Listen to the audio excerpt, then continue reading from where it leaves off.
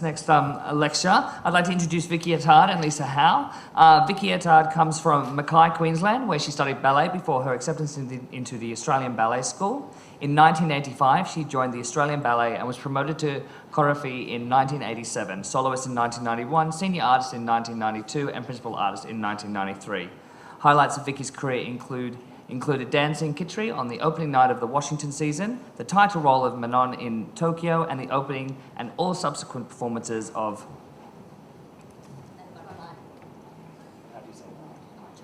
Chocho-san. Thank you. There we go. I've gotten a few words wrong, so I just want to double check that. Chocho-san in Madame Butterfly for the New York season. Vicki retired at the end of 1999 and immediately undertook and received a graduate diploma in dance instruction. She commenced her teaching career focusing on many major Sydney institutions as well as all touring companies. Early 2001 saw Vicki assisting Stanton Welsh in restaging Madame Butterfly with the National Ballet of Canada for the ballet's North American debut, and subsequent American seasons with Atlanta Ballet, Boston Ballet, and Houston Ballet in 2002. Later in 2003, Vicki oversaw the final staging of Madame Butterfly for the Royal New Zealand Ballet. In 2010, Vicki assisted Stanton Welsh in restaging Madame Butterfly for the Australian Ballet. Recently, Vicki has become the head of Academy Ballet's semi-professional program, where she continues to provide specific coaching for pre-professional students. Please welcome Vicki Attard and Lisa Howell.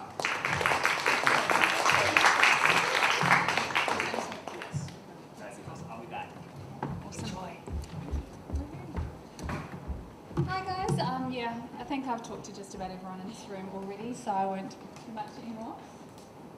He's already introduced Vicki, but... As Paul just mentioned, I was with the Australian Ballet for 15 years and I retired in 2000 and commenced teaching straight away, and just felt that point work needed a little bit of assistance.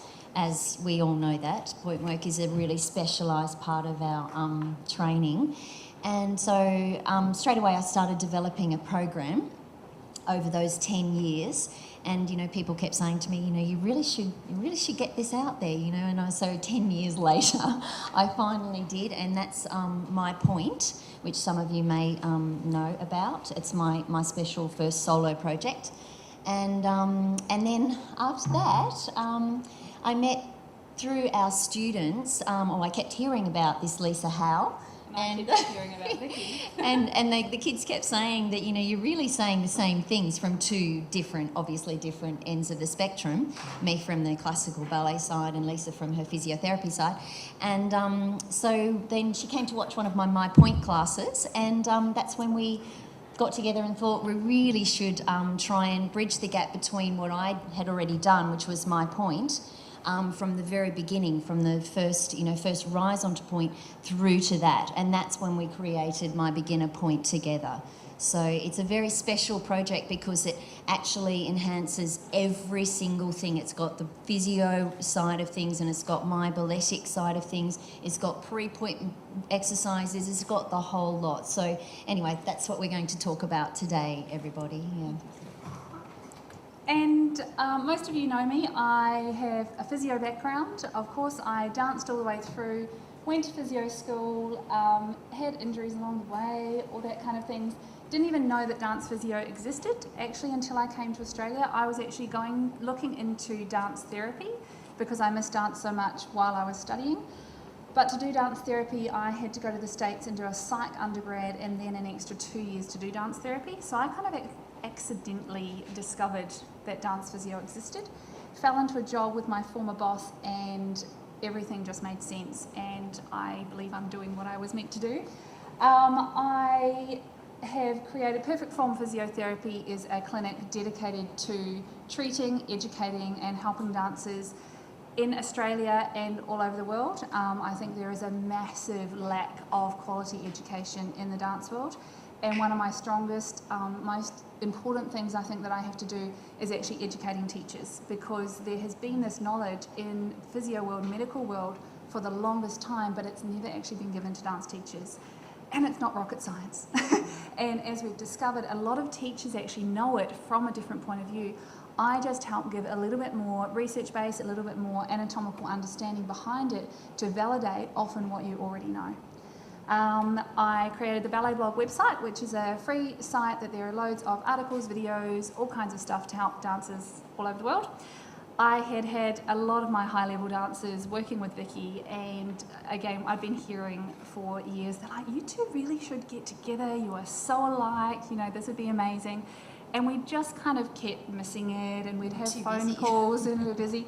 And then the minute I watched her class, I went, oh my God, somebody gets it.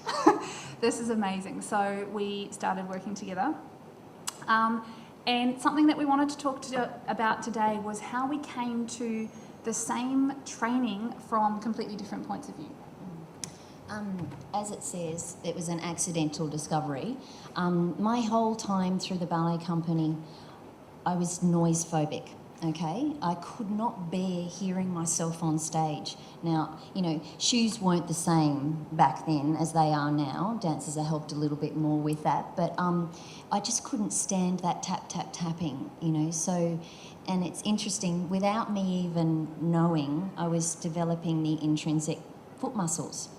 Because, and I've got it written on the my little speech there because I probably won't remember everything.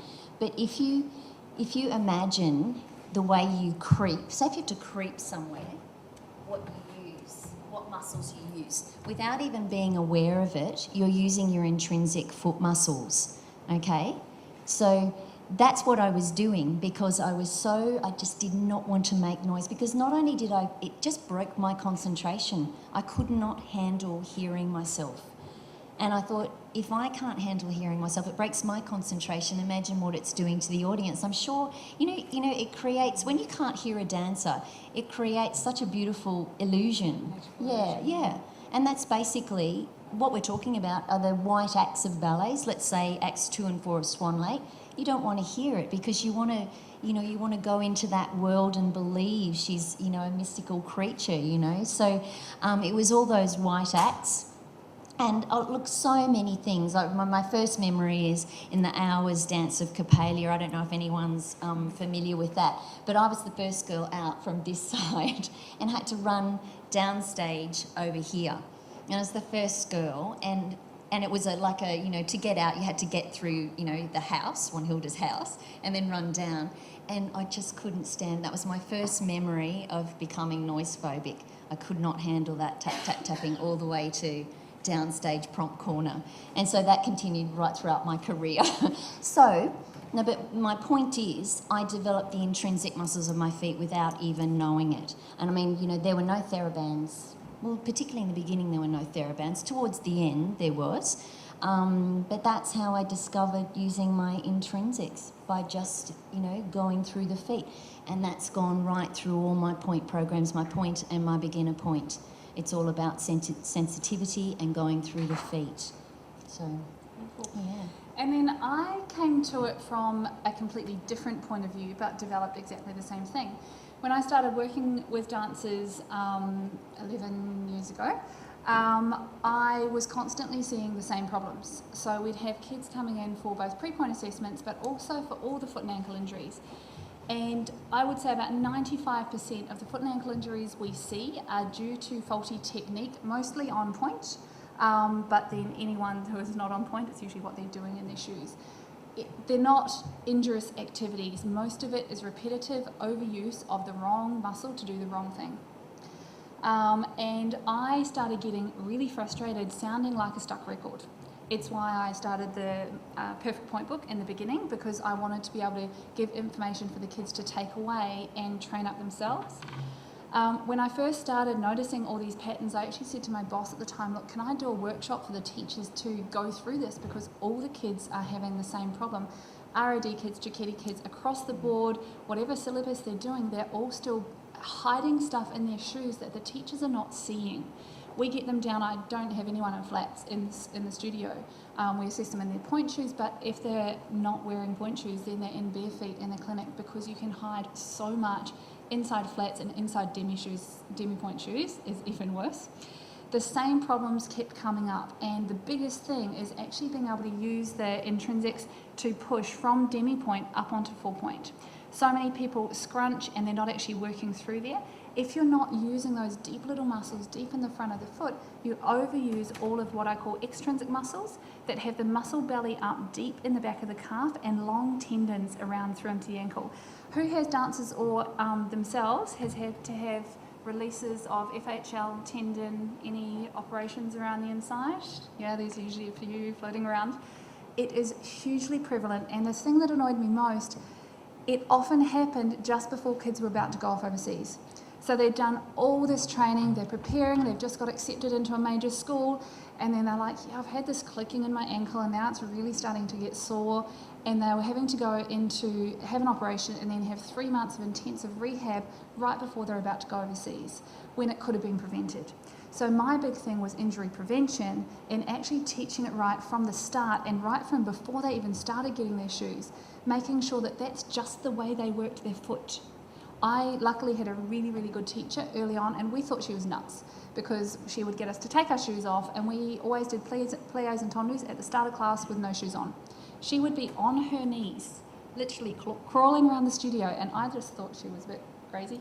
But she was making sure that we were actually working our feet properly, and I thank her enormously for that. I never had any pain or problems on Pointe. So I came to it from an injury prevention point of view. Vicki came through it from the noise and from the high level, and when we started talking, we realised that we were actually asking the kids to do exactly the same thing. I came over actually to watch this one class and just sat there and just, I think my smile just got bigger and bigger during the session. Yeah. It was I take my Pointe classes, so if you're aware of my first DVD, it's called My Pointe, and I take those classes in Sydney 3 times a week for 75 minutes of torture. No, it's amazing. Yeah, but that's what I do, and so that actual DVD has now progressed through the roof because those kids are doing it 3 times a week for 75 minutes and loving it. Yeah, but that's when we had a very long discussion, didn't we? Well, she met after the class, and I think we had about 15, 20 minutes after the class, yeah. and we were like, and then we said, okay, we'll meet up on the weekend, and we thought, an hour or so. It felt like 20 minutes. We looked at our watches, it had been 3.5 hours. By the end, we were finishing each other's sentences, we were filling in blanks, we were going, oh my God, what about this? Filling in the gaps and understanding it from each other's point of view. And we kind of just looked at each other and went, okay, we really need to do this. It's something that we're both ridiculously passionate about, to the exclusion of other things in our life. I think we both spend a huge amount every day stressing about this going on in the dance world, so something that we had to do. We've actually got the footage of us. I actually just put the video camera on while we were doing it, and it's actually quite hilarious watching us sitting there, coffees in hand, just going crazy. Okay. Thanks. I guess the first thing that, once I stopped dancing, and obviously I was dancing with the Australian Ballet and at a really high level, but, once I came into teaching, all I noticed, the thing that really it still bugs me today, and I know you teachers all think the same thing, kids just jump up and collapse down, jump up, collapse down. Well, that's not good enough. That's not point work. And so you can imagine coming from the ballet company to seeing that, I just sort of was like, you've got to be joking. This is not it. This is not point work. Anyone, if you put a pair of Pointe shoes on anyone out in the street, they can do that. We've got to be more specialised than that. And this program is supposed to try and teach kids. It's got to be way more sensitive than that.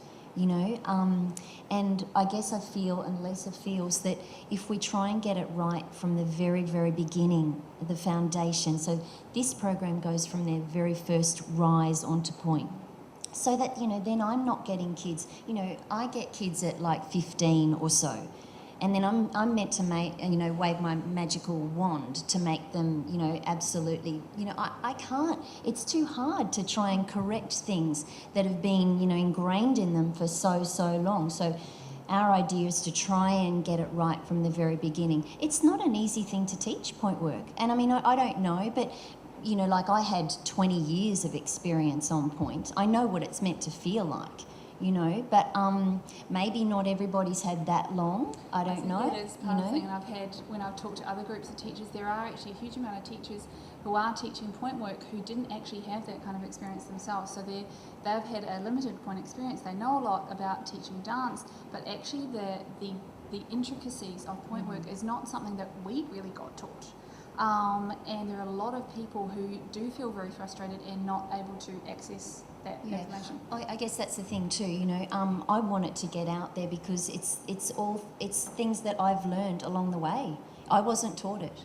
If I had this program when I was a kid, I mean, I can't even imagine how much better I would have been. And you know, it's really upsetting because it's like this program is so, it's like everything you could possibly want to know, all there, you know, like there's nothing left out, you know, but we didn't have anything like that. And, you know, today kids have got, you know, Google, YouTube, they can access everything.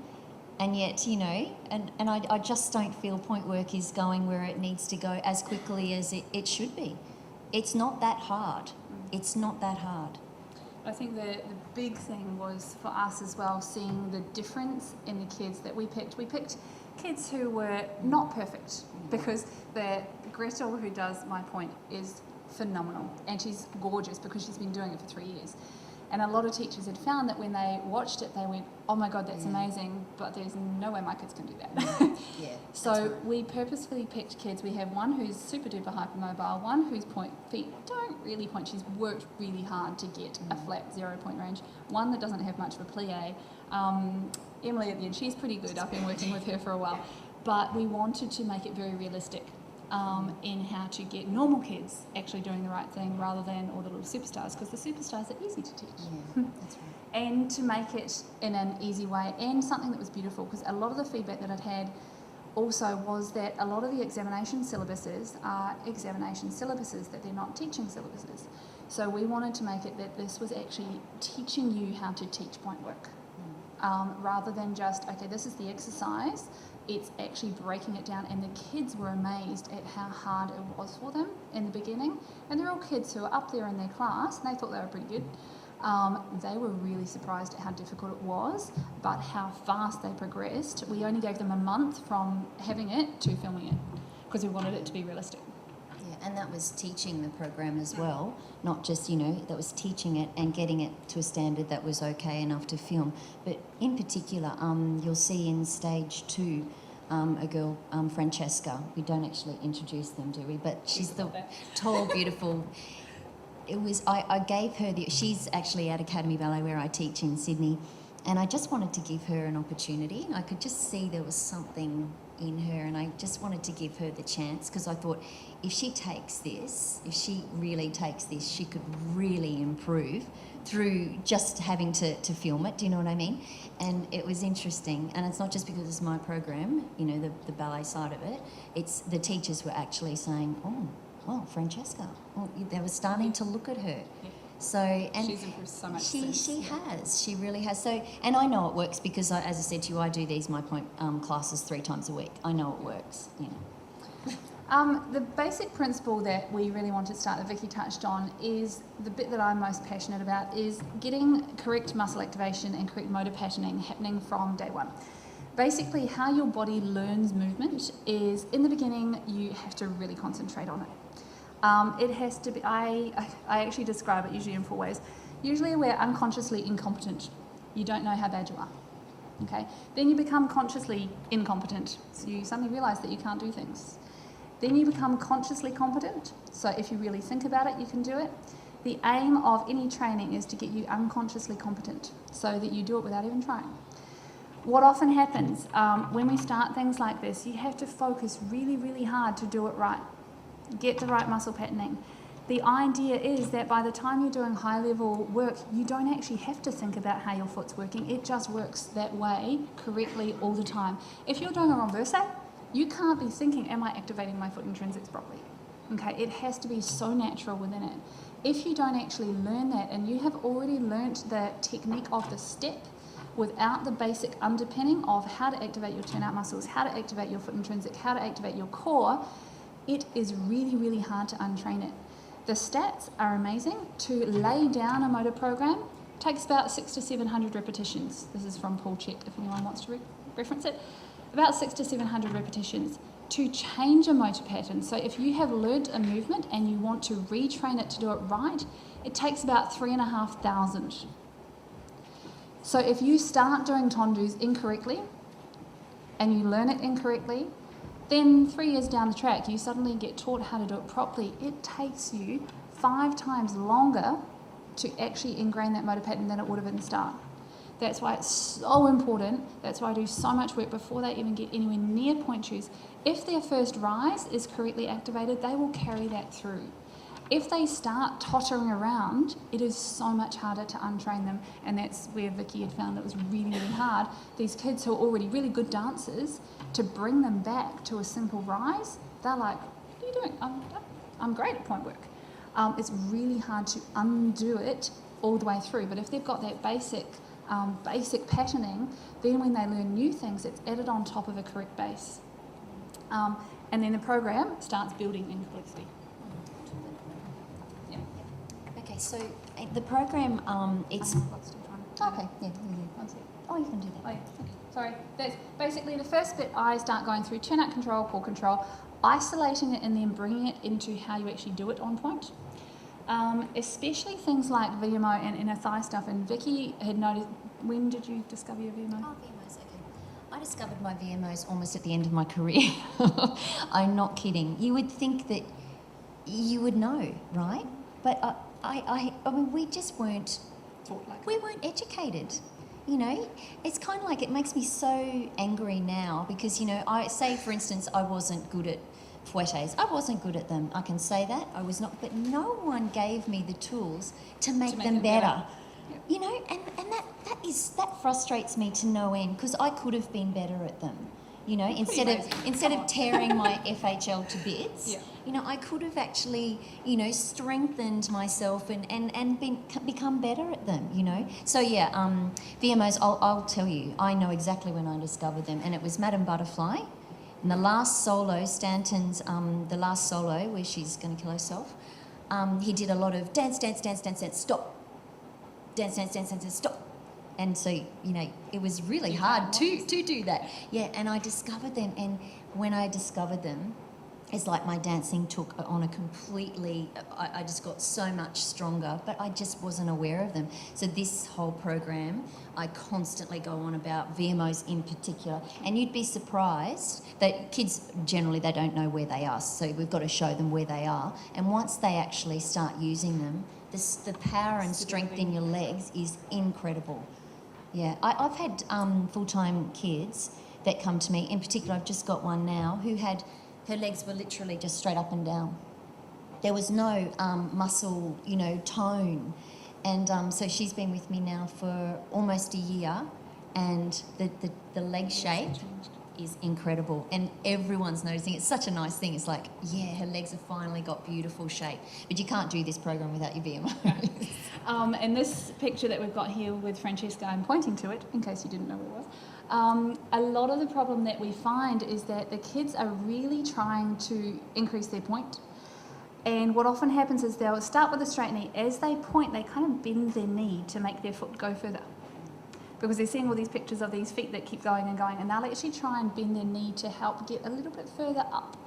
And so they won't actually keep it engaged. So one of the exercises we do, actually everyone try, just hook out leg. Have a little bit of feel. Your VMO, it's part of your quads, but it sits on the inside. If you think from the centre of your kneecap, it's about 5 centimetres up and 5 centimetres in. Yep, right in there. So straighten your knee and think of just gently not snapping your knee back, but pulling up through the inner thigh and that inside leg muscle. Flex your foot, if you can do it standing. And then point to the demi point, so keep your toes pulled back. Then point your toes forward, maintaining VMO, the demi ones flop off. Then release your toes but keep your ankle pointed. Then release your heel and keep your knee straight, and then release it. Okay? Who felt that it had a few little flutters in the middle? Be honest. Yeah, it's actually quite hard to hold the endurance with that control through the foot. It is one of the best exercises that you can get. If you think about, if you're doing a rise you actually have to keep that on through your ankle point, through your toe point, through your toe down, through your ankle down. You actually don't want this to release. It's not about gripping it on and holding it on 150%. It's having that kind of 30 to 50% activation so it's on, but it has endurance. Okay, so it's something, even if you take nothing away from today, please try that with your students. Get that working in them. Their security on point will increase enormously. VMO also works in combination with your inner thigh. If you look at the photo, she's got her other foot pressed into the inner thigh. If you draw your inner thigh into that foot and then straighten the knee, you'll actually get much stronger activation of that, of the VMO. So you can either do it sitting, or if you want to jump down on the floor, actually try, you kind of press your foot, or you're trying to bring this thigh into your foot before you straighten your knee. Have a feel over that spot that we were feeling before. So you kind of turn your leg out slightly, yep. Then draw the inner thigh into the opposite foot, and then pull up the knee, and you'll feel how much stronger it is. Yep. Then hold it there, and then do the point through the demi-point. And you'll feel it track all the way up, much stronger through here. You also have to have your back in a good position. So you're also combining your multifidus, those deep, deep, deep little back muscles, turnout muscles from the top, inner thigh, VMO, ankle, toes, and it's a really good way to actually get the patterning. And you can do this from little ones, little baby ones, okay? Also, don't you find when, I never find kids do exercises that well, and I always find that they do them too quickly. Do you agree? They do them too fast. Yeah, TheraBand becomes this. It's like, I just say to my kids, don't do them. Don't do them. If you can't do them properly, just don't do them. You know, it's all meant to be slow and controlled. You know, your work in your TheraBand should mimic the point work. It should be the same thing, you know. And what you were just saying then, you know, just because it's a VMO exercise or an inner thigh doesn't mean to say your tiny little muscles in your back aren't working, your core is working. You know, the whole thing should be working. You shouldn't have to do 500 different exercises, you know. We also go into quite a bit of specificity in here. Who was in my flexibility one yesterday? Yeah. What I was talking about the deep postural muscles having to have endurance, and then so the outside ones could release. This is where it becomes really, really important. If you are locking on with your core, you will be stiffening up all the global muscles. If you are gripping with your turnout, then you'll be gripping on with glute bead and putting a lot of tension around into the hips. I do a lot of really finding like the turnout muscles and how they should be working in each position. Your standing leg turnout muscles are different to your turnout muscles on fondue, are different to your turnout muscles in attitude, and you have to be able to get explicitly aware of those to train them properly. That's something that we go into a lot of detail, is actually activating the muscle and then learning how to use it actually in class. So many people sit there and do clams and don't actually know what they're using. Half the time they're using glute med anyway, or using glute max even, rolling the hips. But they have no idea. They jump up into standing and then they do a plie and roll. So I do a huge amount of teaching them the anatomy, isolating the muscle, then bringing it into function straight away. And we actually do it as a little sequence. So we'd go from feeling turnout muscles, doing floor bar, things like that, then up to doing it in standing in the same session, so that they actually go, oh, that's how I'm meant to do it in class. Yeah, because often they don't make the link themselves. We also do a huge amount of balance and proprioceptive work. Does anyone know what proprioception actually means? Yeah, have you heard the word before? But yeah, don't really actually know what it means. Yeah, it is your, oh, yeah? Proprioception is the receptors of either end of the muscle that tell you what you've stretched or sends messages to the brain. Yes, it can be that, and also in the surfaces of the joint. Its direct translation is joint position sense. So it's your body's ability to tell you where it is in space. So even if your eyes are shut, that you can tell whether your ankle is flexed or it's pointed. So it's your feedback, your internal awareness of where your body is in space. It's really interesting, especially after kids have had an injury, say they've had an ankle sprain or something like that. Those little receptors are in the ligaments as well as in the muscles. They all have different names, I won't bore you with those. They are also in the skin on the soles of your feet. They're also in the ligaments. If you rupture a ligament, I have done my right ankle approximately 25 times. Mum kind of didn't see the value of physios. Very ironic. I went to a physio once before I became a physio. And if you have a huge amount of pain or you have an injury, often those little sensor cells switch off and they kind of forget to come back on again. They have to be explicitly retrained to tell your body where they are. Who's had a major ankle sprain on one side, not the other? Yep. Can you still tell the difference between those two ankles if you stand on one foot? Yeah? Everyone jump up and standing. Yeah. Stand onto your left foot first, since everyone hates doing their left foot, and close your eyes.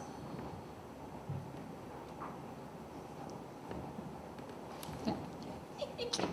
And then try it on your right. No holding on. And there's a dip. Sometimes I then make you do it on dipping point, but I'll be nice to you. Who felt a big difference between one side and the other? Yeah, is it the ankle that you have sprained previously? Yeah, and you went to physio and they said, yeah, your ankle's fine now, go back to ballet. Yeah?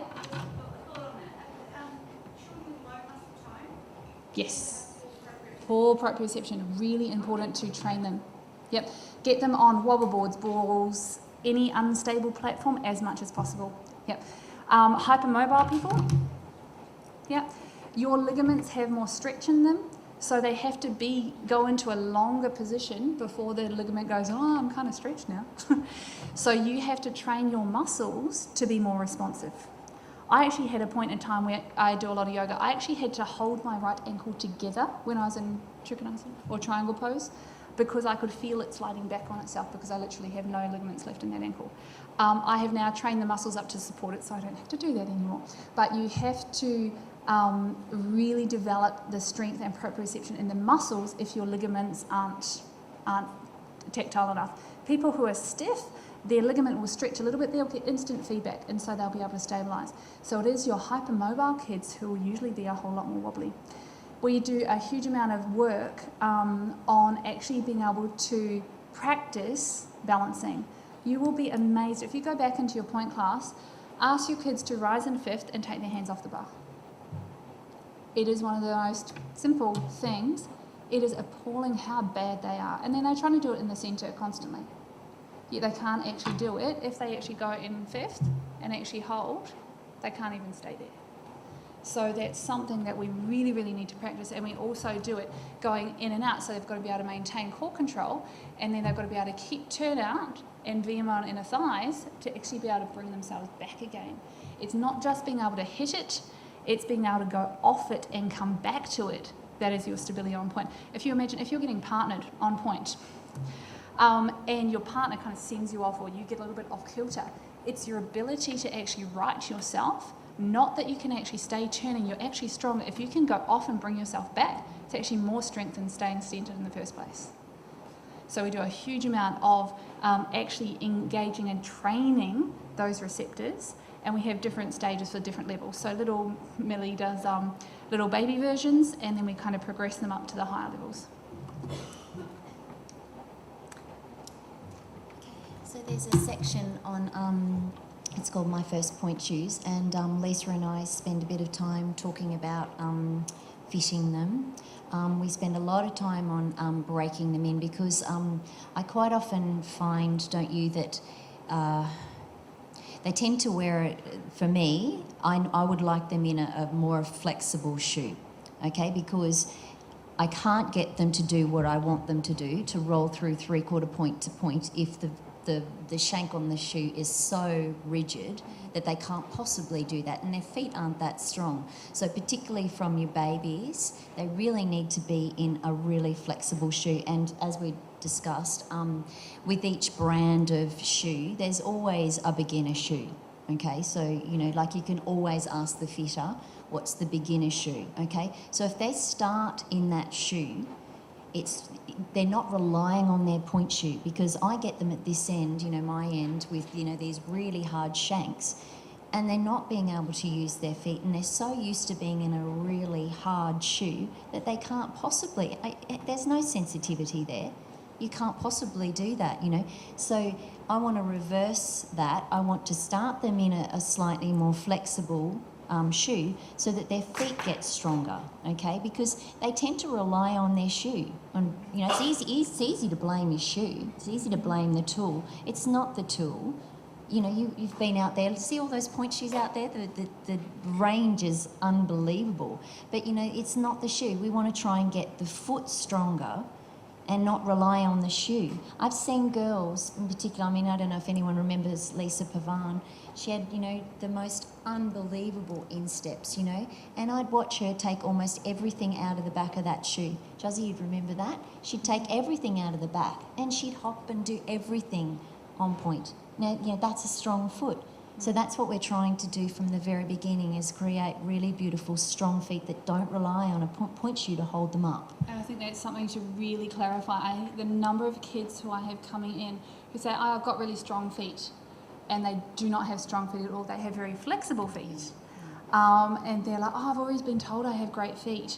They can point them easily, and the easy way to notice it is if they're doing jazz and contemporary and things and they've got this beautiful point, yet they look terrible on point.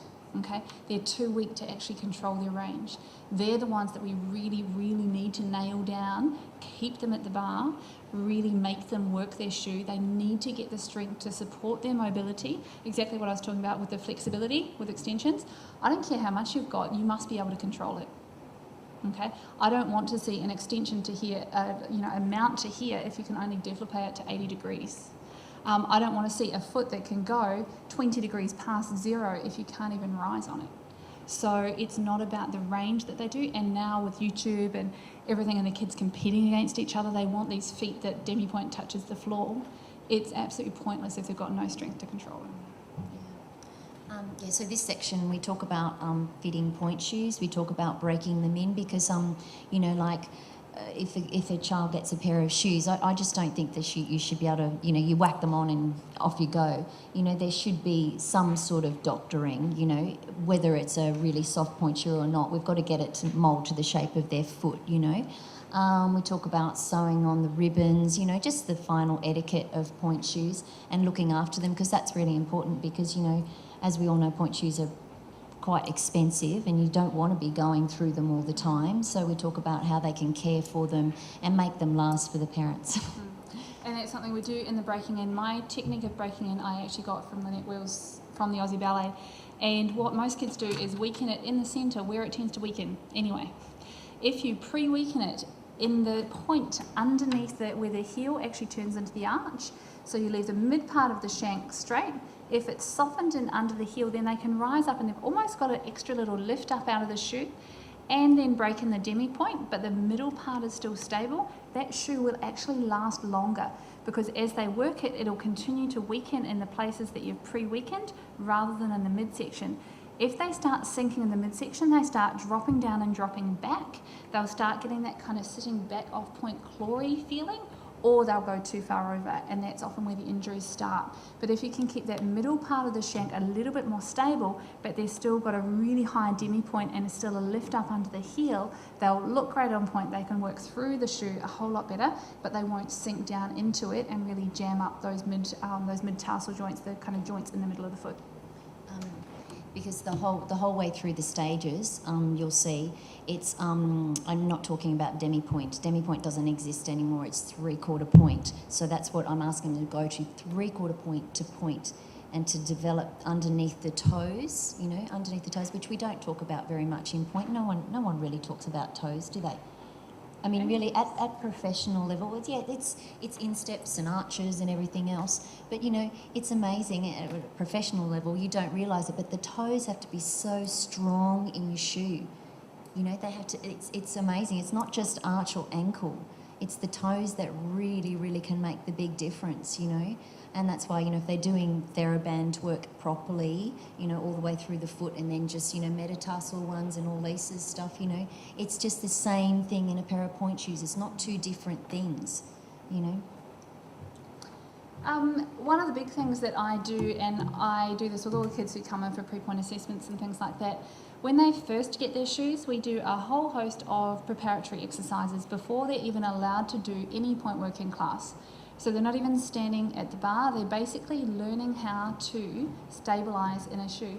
Actually, darling, you got one on? Yeah. Just jump up into standing, just if you pop in the middle so everyone can see. Yeah, just turn and face everyone. Just stand in parallel on the foot that's got a point shoe on. No, in parallel on flat. Yeah. It's got a mini wobble board on the bottom. Okay? It's really rocky and unstable.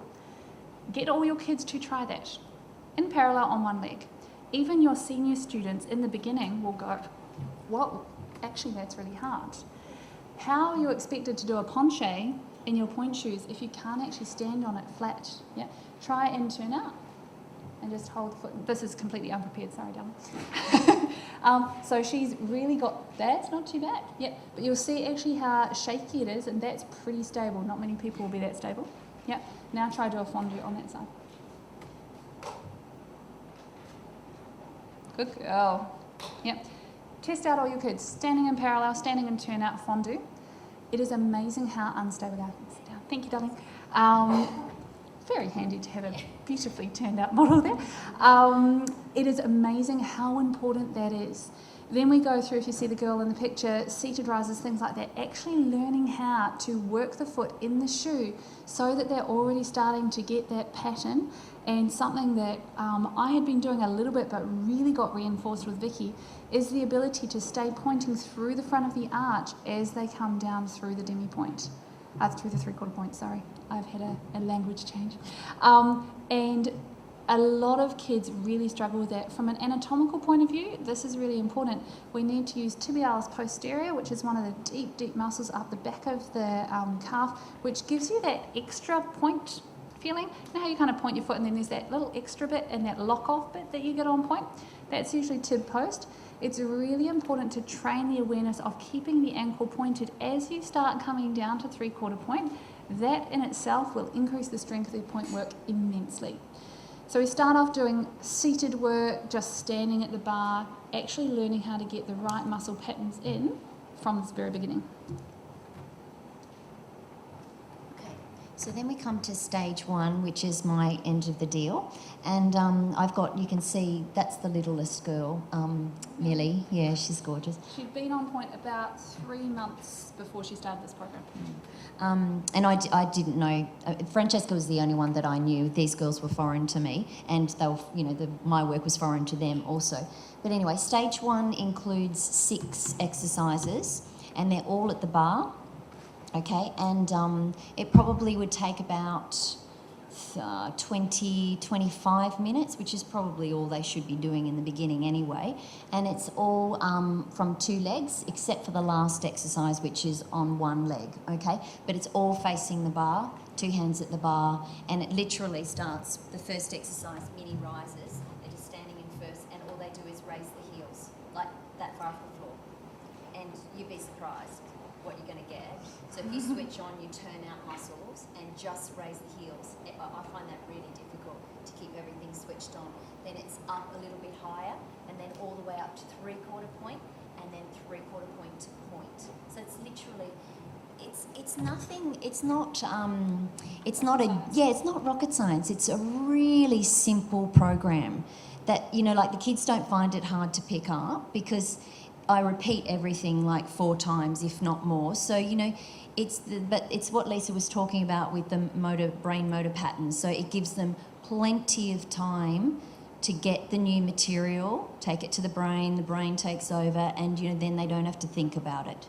You know, so that's 6 core exercises, and I'll just go through them quickly. So I've got the mini rises, then we do rolling through the feet.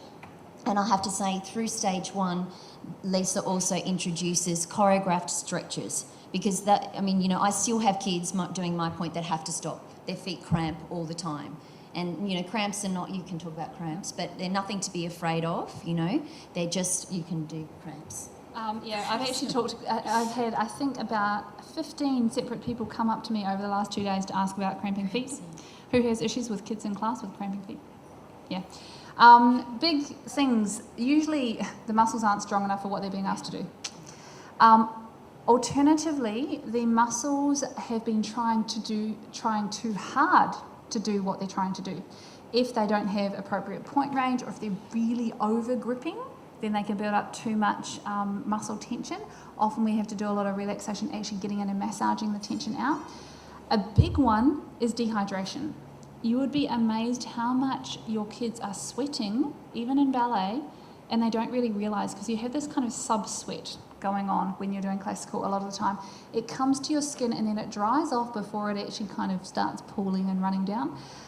You sweat out an enormous amount of fluid, actually, in a classical class, but you don't just sweat out water. Most kids will take on a little bit of water, usually not enough. Most of them should be having at least 1,500 mils every day, if not 2 litres, 2.5 litres. Actually, one of the kids in the program was admitted to hospital the year before for a kidney infection because she wasn't drinking enough water. So now every kid at that school is permanently strapped to a drink bottle. But it's not just water that you need to take on. I usually advise, if you get gastrolyte tablets, half of one in that big bottle of water is enough. It has a little bit of sodium, a little bit of sugar. Sugar helps sodium actually get into your bloodstream. A little bit of potassium and some other fine levels of vitamins and minerals. That's the stuff you sweat out. You know how your sweat tastes salty? You're sweating sodium out. You need to put it back in. Most people are have morbid fear of putting salt on their food. My grandfather had a heart condition. I never put salt on my food, and I used to get immense cramps. It wasn't until I actually asked the doctor about it, and he said, well, how much sodium do you have in your diet? I said, oh, no, I don't eat salt. She's like, honey, you were training how many hours a week, and I swam as well. You have to have some sodium in your diet. You are sweating it out constantly. As soon as I actually upped the sodium level in my diet, my cramps dropped out. The other reason is if there's not enough flexibility or their muscles aren't getting stretched out again after they're working.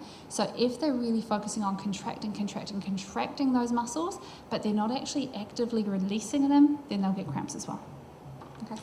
Also, try and avoid the Gatorade, Powerade powders. They have heaps of sugar and heaps of fake colourings. Yeah. Yes, in the gastrolyte, there's usually magnesium in there. Yep. So you can have like the Dr. Scholl's magnesium potassium tablets.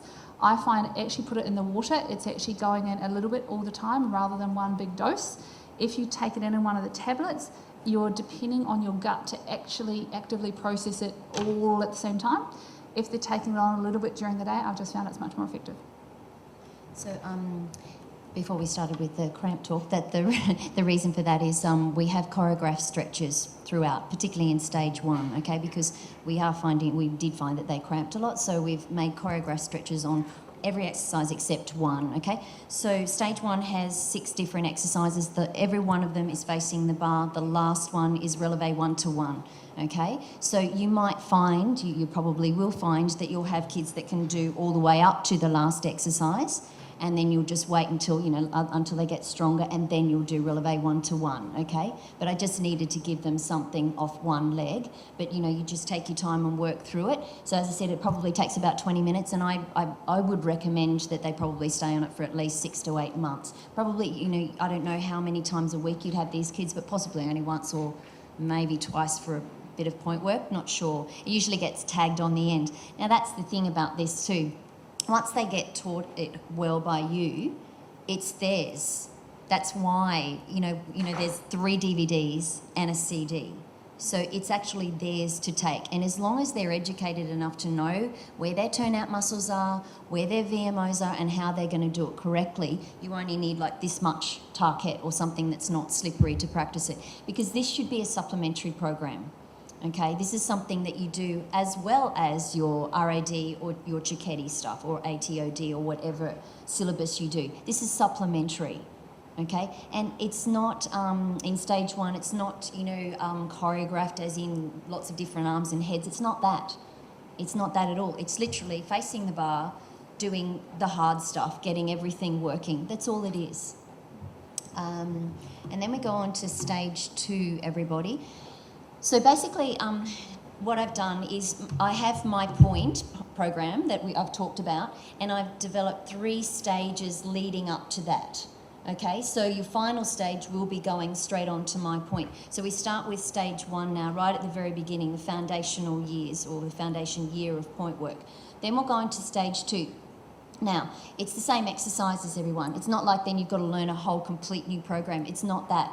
It's those 6 original core exercises, but I'll do, say, like mini risers. They will then have one-handed bar or something like that. It's the same thing, just a little bit harder and then a little bit harder. Do you know what I'm saying? So it's the same program. There's cohesion all the way through. So some exercises will progress to one hand at the bar.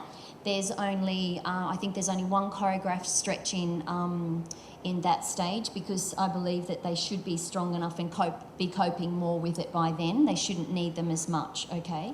And I've put on, I think, two new exercises at the bar, so it gets a little bit more difficult, and also 2 exercises in the centre.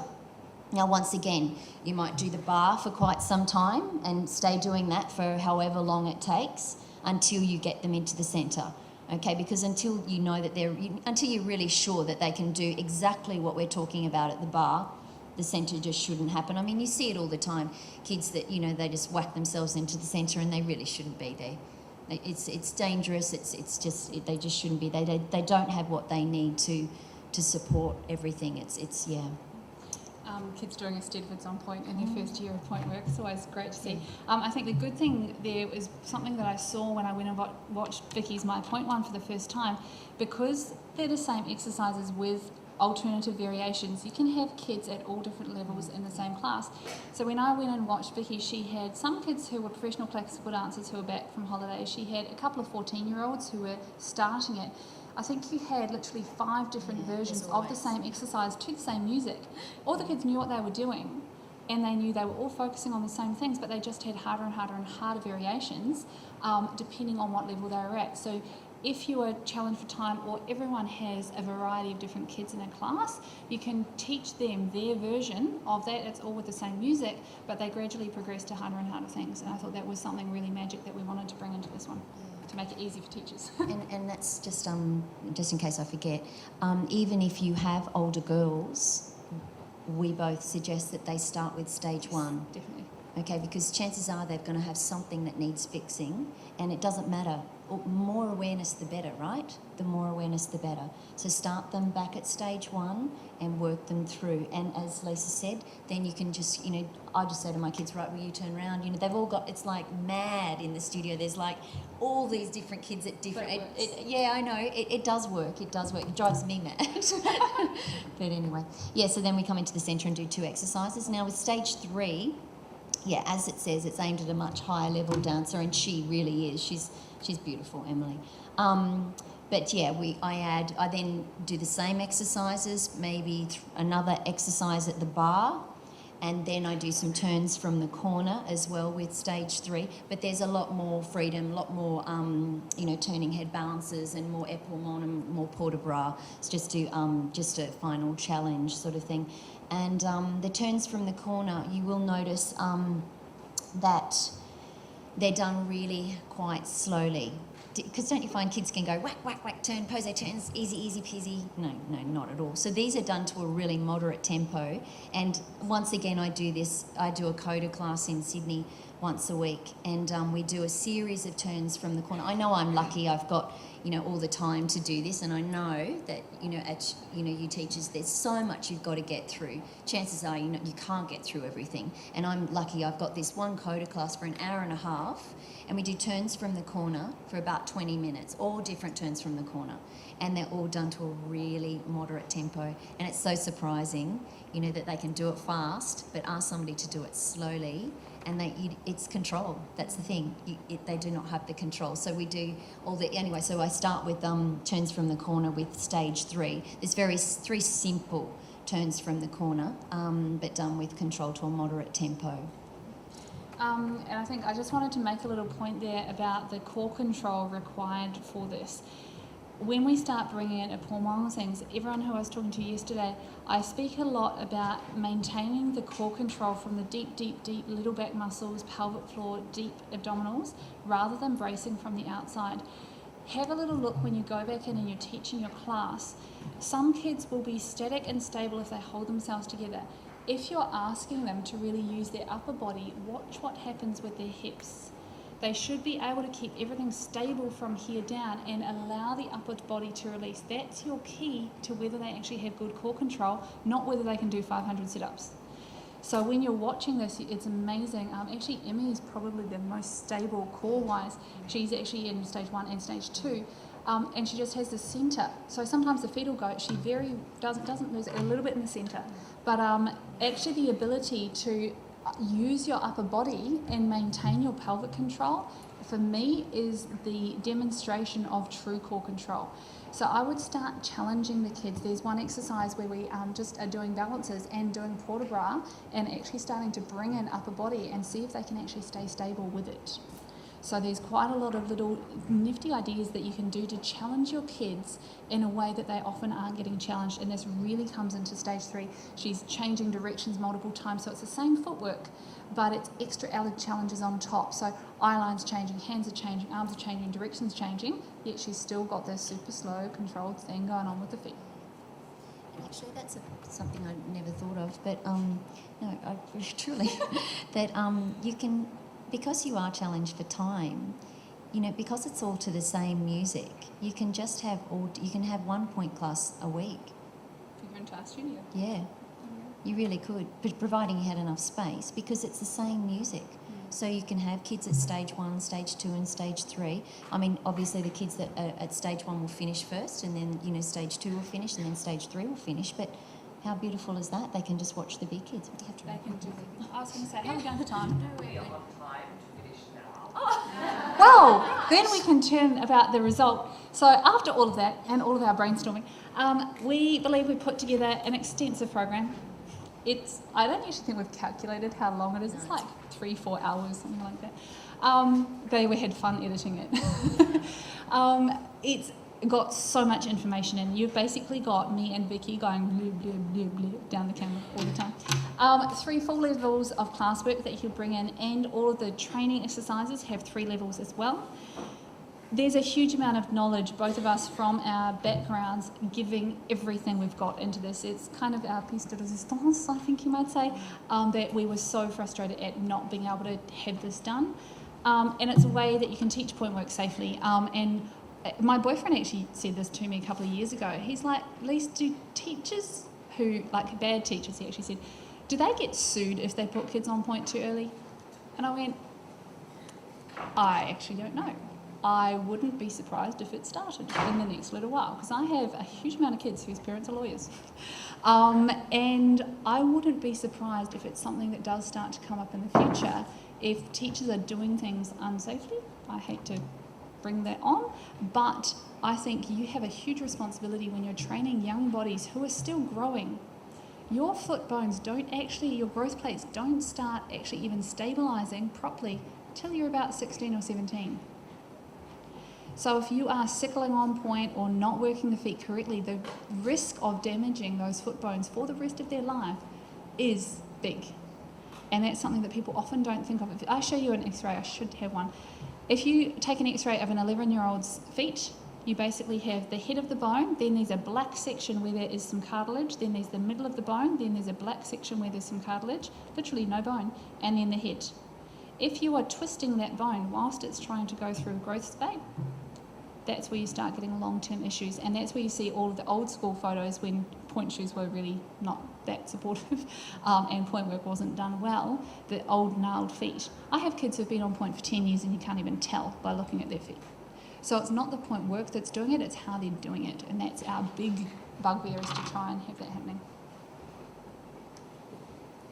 And then we have a little demo. Oh, it didn't work. 1 second.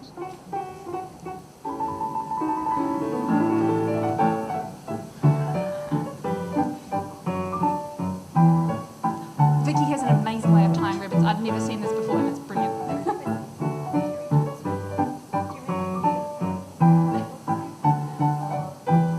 Gonna loop you around.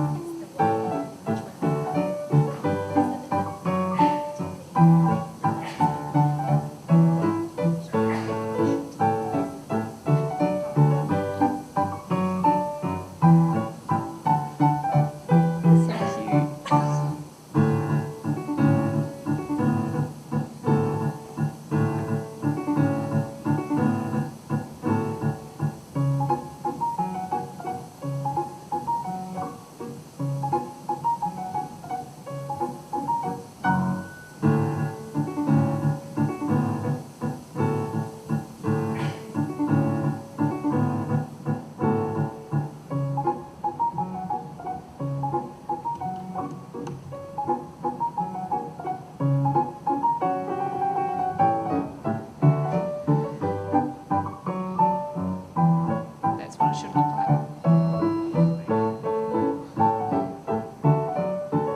This is broken down into 3 stages, so they don't do that straight away.